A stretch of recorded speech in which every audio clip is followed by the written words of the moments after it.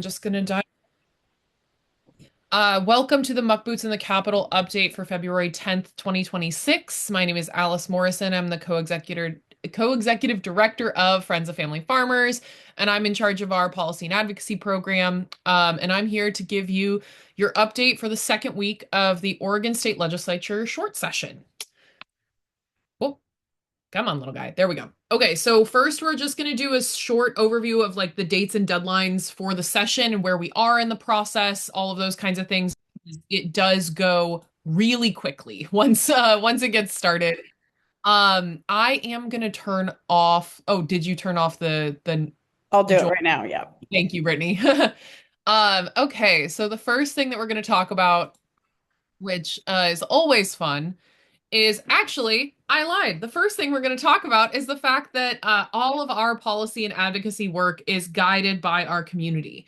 And every 2 years, we do our data gathering to determine our priorities and our positions and the guiding principles that put FOF's advocacy in the hands of our farmers through a statewide survey and a series of focus groups. And Brittany's going to put these links in the chat. And they'll be, if you're watching this recording, they'll be in the YouTube description. But it's really, really important that we hear from you all in the biannual survey. And if you are particularly interested in a topic, we're doing topic-based focus groups this year. You can check out a full list of those on our website and the link that Brittany will be putting in the chat shortly. But participating in that is the best way to put the issue that is either the biggest opportunity for you or the biggest barrier for you, put it on our radar. If it's not included in this process, we have a very strict policy setting process that involves a lot of stakeholder input. We can't just pivot on the word of one person who's having an issue at that moment. We need to go through this process to make sure that we are hearing from everyone, and we really want your voice to be included. So please, please, please fill out the biannual survey. It is a hefty survey. It takes about 30 minutes. There are some raffles that we're going to draw for at the end of the survey period in March, so watch out for that. And join a focus group because all of our positions are based on the feedback that we get through this process. So thank you so much. All right, next, we're doing the legislative session overview. You can see here this helpful graphic about what process a bill has to go through to get to be a law. And although we're in a short session, all these steps still have to be included. So that puts us on quite a time crunch. Right now, you can see this is the legislative calendar from the OLIS website. We are sitting right here on February 10th. So yesterday was the post work session deadline. And what that means, well, I'll talk about that in the next slide, but we are coming up. The first chamber deadline is Monday the 16th. The post work session deadline for the second chamber is 4 days later on the 20th. And the second chamber deadline for votes is the 26th. And you can see here, the whole session has to be over on March 8th. That is the constitutional sine die. Filing day is just when you file all of the bills that were passed out of the session. So that is an administrative deadline, but we are in it second week, and we're about a third of the way through the process. So the dates to pay attention to were that first chamber schedule work session deadline, which was yesterday, the 9th. That means that your bill, in order for it to move forward and still be considered alive, it had to be scheduled on a committee's agendas for a work session, essentially a committee vote, by yesterday. Those can be rescheduled after the deadline, but if it doesn't appear on a committee agenda by the end of the scheduled work session deadline, that bill is not moving forward. The first chamber deadline is when that bill has to be voted out of its first chamber committee. I will say the next slide has some exceptions to these rules, but this is for all policy-based committees, including the House Agriculture, Land Use, Natural Resources, and Water Committee, where most of our bills are sitting, and the Senate Natural Resources Committee, where we often see those bills go if they originate in the House, or vice versa if they originate in the Senate. Then it goes to a floor vote after the committee vote, and then if it is passed out of the first chamber floor vote, it gets assigned to a second chamber committee, and then again pretty quickly has to be put onto that chamber committee's work session agenda. There has to be a hearing and a work session scheduled by the deadline of the 20th. And then that second chamber deadline means that that work session, the committee vote needs to be completed by the 26th. So really tight timelines here. So watch out for that. And we apologize in advance for sending out really tight turnaround deadline type action alerts, but we don't get any more notice than we give to you on those things, unfortunately. All right. So, exceptions to these rules, if a bill is in Ways and Means, which is a joint committee, so reps and senators together working on how to pass the budgets, all of those things, they are not subject to this calendar. They just have to get their stuff out of the committee. And usually Ways and Means, they are getting things from other committees, but they're also in charge of the Christmas tree bill or the budget reconciliation bill that happens at the end of session.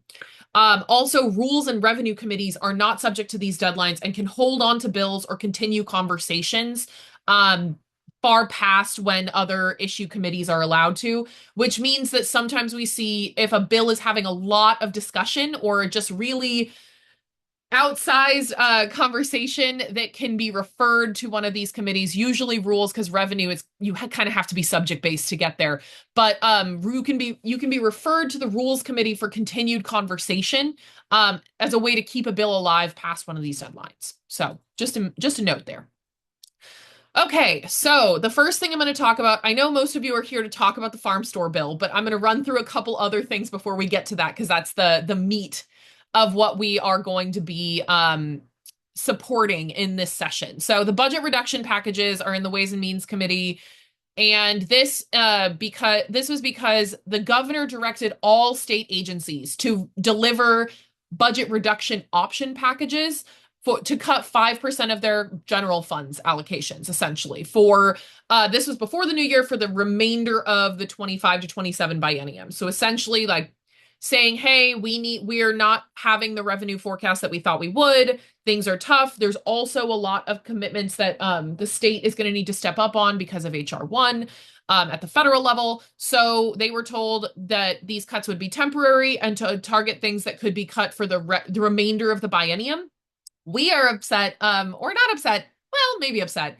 We are concerned because it seems like the conversation on this topic has shifted from these are things that could be cut or have another source of funding for the rest of the biennium to these are things that are a roadmap for future permanent cuts in a budget reduced future. So that is kind of a mismatch between what the agencies meant when they put together these budget reduction packages and what the legislature is using this information as. I don't want these, because there are a lot of programs on there that are very important to us, and we don't want that to be used as a roadmap for permanent cuts, because once a program is deemed non-essential, it is going to take a lot of advocacy to get that program back into an agency budget.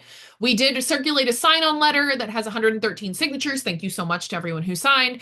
And we testified in a Ways and Means hearing last week about our priorities.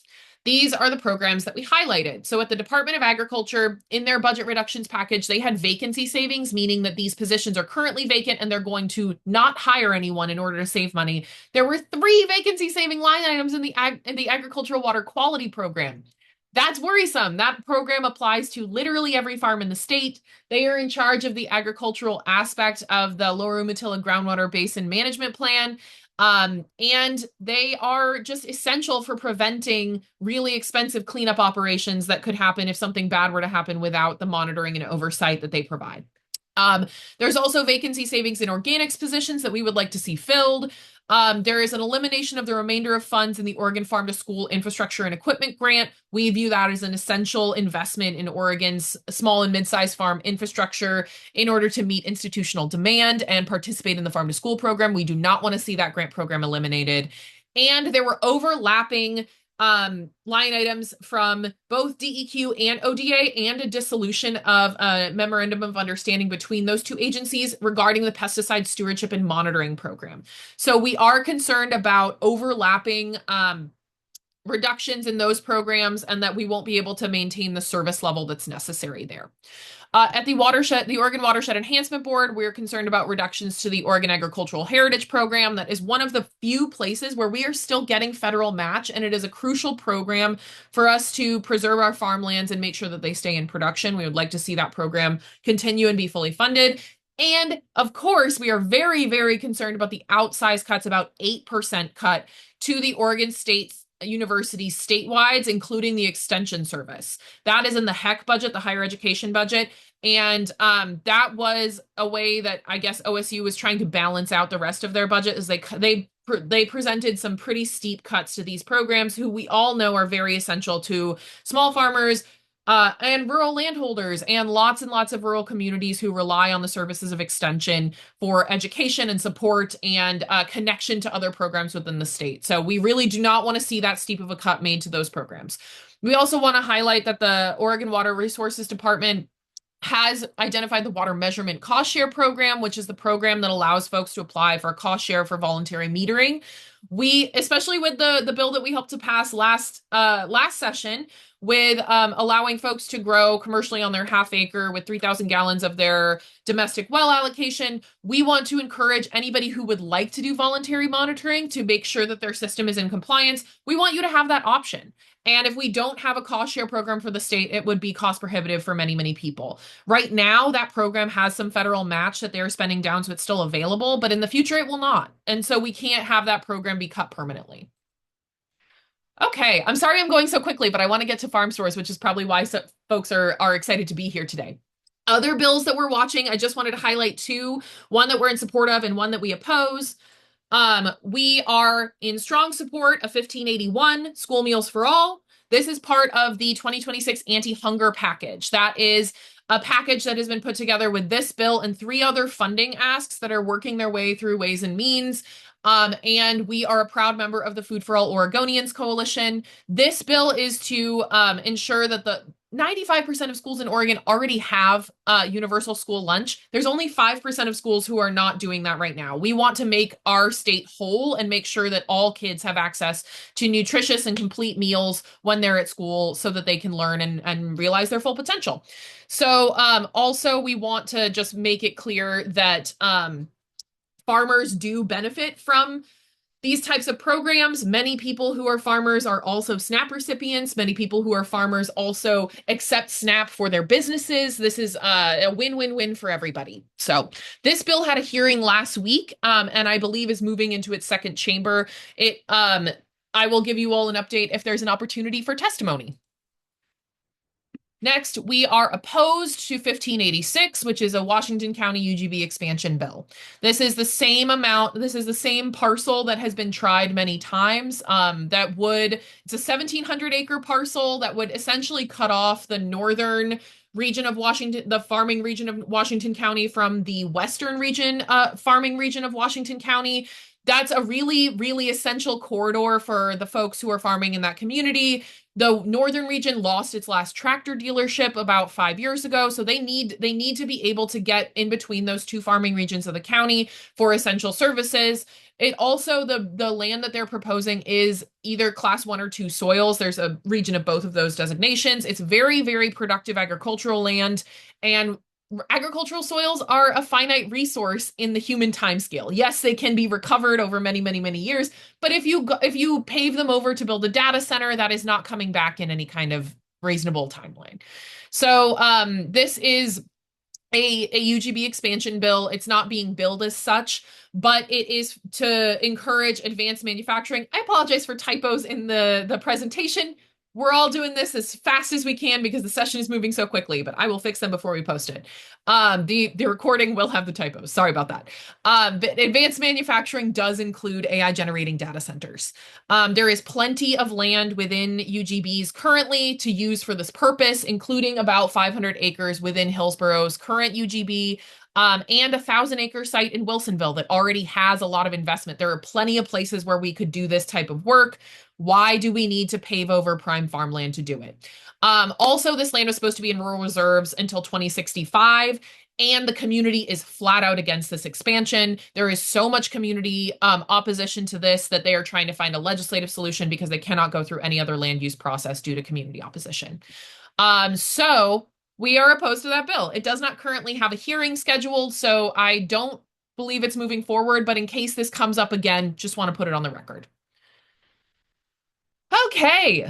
All right. Farm stores. Raise your hand if you're here to talk about farm stores. I assume many, many folks are. So what we're talking about here is HB 4153. I'm sure you have seen our action alerts. This bill has had two hearings so far and has generated about 1,300 pieces of testimony. So everybody cares a lot about this. FOF is in opposition to the current form of the bill. The current form of the bill that's being discussed is the Dash 2 amendment. The base bill is not really being considered. It's the Dash 2 amendment. It's pretty similar to the base bill, but there are a couple of tweaks. So, essentially, the principles of the Dash 2 amendment are changes to promotional activity. Right now, under current law, farm stands are allowed to have 25% of their income come from a combination of fee-based promotional activity and sale of incidental products. So incidental products are like things that are not farm products. They're tote bags, candy bars, non-farm products. And fee-based activity is anything you charge a ticket price for. Without a farm stand, you technically are not allowed to have ticket-based events unless you have a different type of event permit, like an agritourism permit or a temporary use permit, or there's all the different types of permits, but a farm stand allows you, a farm stand permit, I should say, a farm stand permit under current law allows you to get 25% of your revenue from fee-based activity and incidental sales. This would remove any revenue cap on fee-based activity. So you could have 99.999% of your revenue for the farm stand coming from fee-based activity. It also renames these activities from promotional activities in the current law to agritourism activities. We find that needlessly confusing because there is a whole other permitting sector. There's a whole other statute about agritourism. And it does outline in the Dash 2 that some of that they by agritourism, they don't mean a couple of things that are listed in the other agritourism statute. I think that this is needlessly confusing. This is going to create confusion between the two permit types. And also, the whole point of the separation is that currently farm stands are a sub 1 use of ag land. That means that counties cannot prohibit that use, that they cannot put unreasonable limitations on it, that they have to, that is something that is allowed, that the counties cannot say is not allowed in their jurisdiction. A sub 2 use, which is where agritourism permits currently fall, is something that is considered under local control. So the counties can determine that that is something that they don't think is appropriate for their for what type of agriculture is there for their community. They that is something that local control can come in and a county can decide that they don't want to have that type of permit, or they can put additional limitations on the type of agritourism that can happen. So essentially this is moving agritourism activity into a sub 1 class of activity and reducing the amount of say that counties can have over what types of activities are allowed on farmland. Also, this bill only applies to EFU and farm forest zone land. I know farm stands can be located on rural residential, on other zonings, but this is specifically about EFU and farm forest zone land. Also, it introduces some new event types, which essentially leaves the door open to any event because it also identifies an event, a reason to have an event as to drive visitors to the farm stand. So the farm product is not the end goal of the farm stand anymore. Bringing people to the farm stand as a standalone business is the end goal, given that reasoning that you could have an event as long as it's justified by bringing people to the farm stand. That just leaves the door open for malfeasance, in my opinion. It also allows food for immediate consumption, but also reiterates that that a farm stand because cannot operate as a cafe or restaurant with menu-based ordering because restaurants are not an allowable use of EFU zone land. You would have to have a special use permit or a commercial zone or something else like that in order to have that. But I don't understand how compliance would work in this, and I have not gotten a clear answer where you can have prepared foods for immediate consumption, prepared on site, but you cannot be a rest. I don't know what compliance looks like there. So I think that that's creating a needlessly confusing thing that leaves the door open for um, a more confusion at the county level. And our whole goal is to reduce confusion and to give our farmers more stability in what they're allowed to do. This whole section of it on the side of the screen creates more questions than answers, in my opinion, and kind of throws all of our protections for farmland with primary farm use out the window. So there is also at the same time new eligibility criteria for to get what we are calling a farm store permit. Also, I should be clear that this bill refers to farm stand, like what we think of as a farm stand, and the current farm stand permit changes the name to farm store. So farm store would become the name of this permit going forward. It changes the eligibility criteria, so you need to meet these production levels in order to apply for a farm store permit. Sorry, I'm still getting used to it. So it's based on parcel size. And there is no, you do have to have product that you grew present in the farm store. That is in the bill. You do have to have some product that you grew. There are no revenue requirements around that product. So as long as it's present, you qualify. And if you have at least, if your farm parcel, so if your property is 80 plus acres, you have to have 45 acres in farm use. That does not have any revenue requirements around it. So you could have a 45-acre hayfield. You could also have some cows on 45 acres, and that's great. That is an open-ended category at the top end. So the same 45 acres applies to an 80-acre parcel as it does a 1,000-acre parcel. So that gives us reason for concern because it's not adjusting with the size of the parcel and does not, in my mind, mean meaningful farm use. Then we get into the smaller categories where it pinches our members. Because if you have between 40 and 80 acres, you have to have 25 acres in farm use. If you have between 20 and 40 acres, you have to have 15 acres in farm use. And if you have less than 20 acres, you have to have 10 acres employed for farm use or have $10,000 of sales cumulatively over the last 2 years. So these requirements do not account for unfarmable land in there. This is farm use as they define it. There are many definitions, like there is a more expansive definition of farm use that includes wetlands and conservation area and all of those things. They said that farm use in this context in the bill only applies to commercial, like activities undertaken for commercial gain. Okay, I know we're getting close on time. I'm trying to remind myself. But so that does not include wetlands. It does not include wooded areas on your property. So if you, for example, own 7 acres of land, your only opportunity to qualify to apply for a farm store permit with your county is to have cumulative records of cumulative sales of $10,000 or more over the last 2 years. So if you are starting your farm business today, you are going to have to generate that income before you can even apply for a permit. And if you have 21 acres, for example, and 15 acres of that is not farmable. For example, if you have 21 acres, 10 acres is taken up by woodlot, you can never qualify for a farm store permit because you're over that 20-acre mark, so you don't even have an income threshold to deal with. You would have to prove 15 acres in production in order to do that. These are not workable categories. This is not something that we were consulted on. We have been involved in this process for a very long time. We have been in discussions for years, but most recently I was a member of the legislative working group in 2025. I was also a member of the failed DLCD rulemaking process over the summer. We have come to the table. We have tried to be as reasonable as possible. We were not consulted in the drafting of this bill, and I would have told them flat out that this was not a workable scheme. But we were not consulted. We were confronted with it afterwards, and they have told us that they're not willing to change this. This is not something that provides opportunities for small growers. It also does not require that farming be the primary use of the property. That is something that we have a huge problem with because these things together mean that a person who wanted to have an event center space, and by the way, in the Dash 2 amendment, the farm store can be up to 10,000 square feet.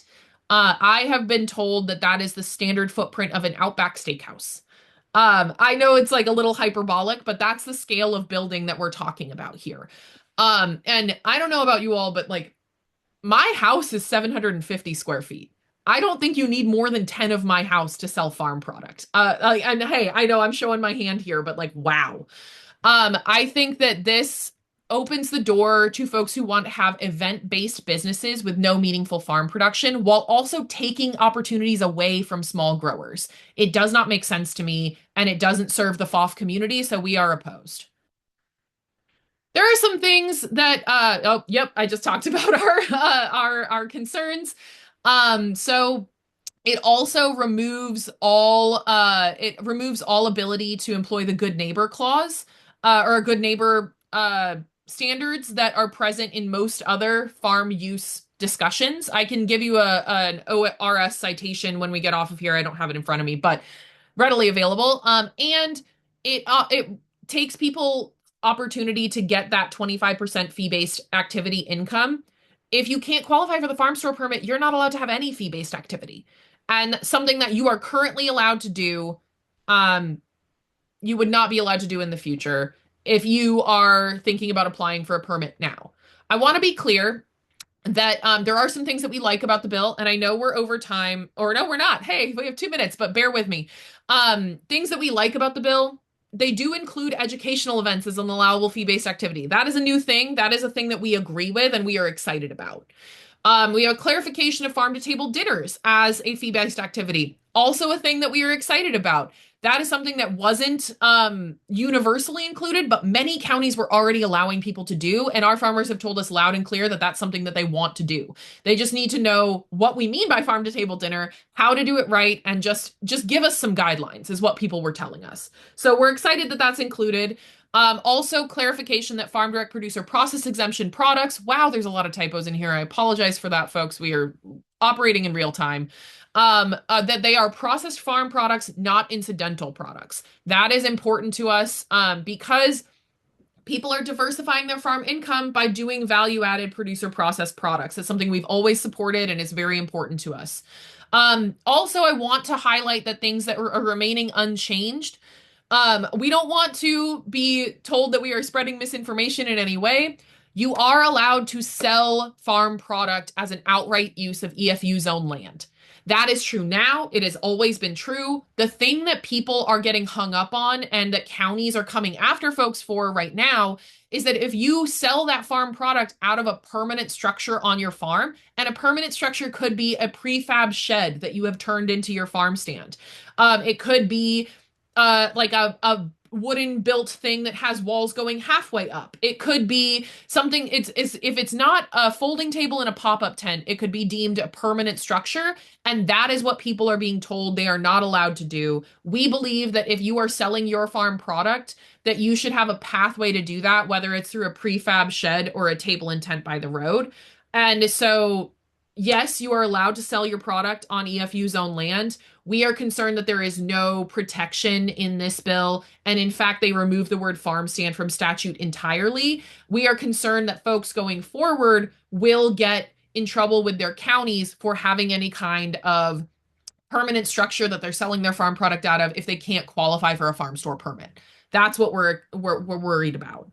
Also, I want to be clear that current permit holders are not going to be shut down by this bill because in the land use system, if you hold a permit and they change the law, making your permit invalid, then you will be given a non-conforming use permit to keep doing what you're doing. So you would always be allowed to do what you're doing. If you wanted to expand or change your operation and apply for a new permit, you would have to conform with the new law. But it would not shut anybody down for doing what they're doing right now if they're currently following the law and currently have a permit under the farm stand laws that we have now. They would be in a non-conforming use permit space. They just would never be allowed to expand or change their business. What we're really concerned about is taking why a farmer who filed their permit last year would have more opportunities as a small grower than someone who files their permit next year. So we want all of our small growers to be able to have the opportunity to have that limited fee-based income and to welcome the public onto your farm. So, want to be clear that we understand that selling farm product is an allowable use of EFU zone land, and current permit holders would not be shut down. They would just get non-conforming use permits. We have proposed an amendment. Hey, we've requested an amendment through Senator Neron Mislin's office, and that it's not up on OLIS yet because it's still going through Legislative Council, but it's been in enough places and we've talked to enough people that we are going to give you the details of what we're proposing. We are proposing bringing back the revenue cap. I know that that's not popular to some folks, but it is the most inclusive way forward because that means that you don't have to have any other acreage or revenue requirements, that you are allowed to do all of the things that you're doing now. And we're even proposing that it be a little bit higher, that we're changing that from 25% to 35%. So, we also kept the expanded definitions of promotional events, although we reverted to the the promotional event language, not agritourism event language. In the -2 amendment, we kept all of their activity types. So we want to make sure that the farm tours, exhibitions and classes, educational stuff, crop mazes, non-mechanized play structures, like a playground, cool. But farm to table meals, there's also a definition there. Animal petting and feeding exhibits, hay or tractor rides, and other seasonal or holiday events celebrating the products of the farm. Those are things that would be allowed. That is an expanded list from current law. So currently, it's only events that promote the sale of your product. We want to include some of the additional educational and entertainment type events, but in a limited way so that we are still making sure that the purpose of the farm stand is to sell farm product. Also allowing prepared foods and alcohol sales included in that incidental and fee-based activity percentage. So wanting to make sure we're giving people the opportunities that they've told us are important to their farm, but also making sure that that focus remains on generating revenue through farm product. So baked in protections that we've included here is that reestablishing the use of the good neighbor provisions and limiting farm to table meals and other seasonal and holiday events to only 18 occurrences. And 18 events, those are 72-hour events. So that's 18 long weekends per year where you can do those activities. So theoretically, if you had a farm to table dinner as an event, that's 72-hour period, you could have the same menu Friday, Saturday, Sunday, and that's one event. So we wanted to make sure that we are not incentivizing people to purchase farmland to have essentially dinner service every single night, because that's a restaurant, which is not allowed on EFU zone land. And the bottom line is that the more uses that are not tied to farm production that we put on EFU zone land, the more competition there's going to be for that farmland and the higher the price is going to be for that farmland. Our farmers already struggle to afford and find affordable and appropriate land. That's the number one barrier to success for small and beginning farmers. And we want to make sure we are not making things worse. We need to take a balanced approach to expanding opportunities for fee-based activity. Okay. All right, next steps. Testimony is open until Wednesday. That's tomorrow at 1 p.m. for HB 4153. We still recommend, because we don't have an amendment number for our amendment, we recommend submitting testimony in opposition to the -2 amendment.